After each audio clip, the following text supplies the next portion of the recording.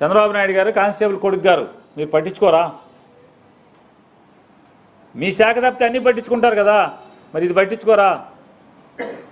సముద్రంలో మత్స్యకారులు కనపడిపోయినా మీరే పట్టించుకుంటారు, ఆదేశాలు ఇస్తారు.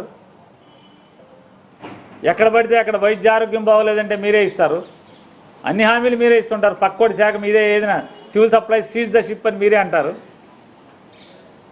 మీ శాఖ కాకుండా పుష్కరాలు మీరే చూస్తానంటారు. మీ శాఖ కాకుండా అన్ని శాఖలు మీరే చూస్తారు కదా. మరి ఇదిగో ఈ హోంగార్డులు చెప్పారు, కానిస్టేబుల్ కొడుకుని నేను అన్నారుగా, వీళ్ళని ఎప్పుడు చూస్తారు? ఈ లైవ్ ఎన్కాష్మెంట్ ఎప్పుడు ఇస్తారు? హోంగార్డుల గురించి ఎప్పుడు పట్టించుకుంటారు?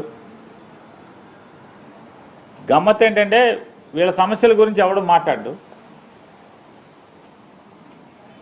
పోలీసు సంఘాలని అయ్యని ఇయ్యని అంటారు కదా, ఎవడు మాట్లాడు. మాట్లాడిన పేరున్నా నేను మాత్రం నోటికి వచ్చినట్టు తిడతాకి మాత్రం బయలుదేరి వస్తారు. ఒక్కరోజు ఒక్కడు కూడా ఇందులో మాట్లాడేడు లేడు. ఏం పర్లే, మీరు మాట్లాడండి. బ్రిటానియా కోసం, పార్లే కోసం మీరు మాట్లాడండి, నాకేం లేదు.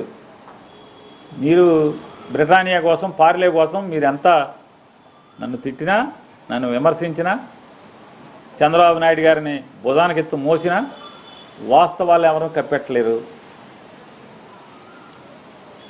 నేను నారా చంద్రబాబు నాయుడు గారిని అడుగుతున్నా, మీరు కుట్రపూరితంగా 2000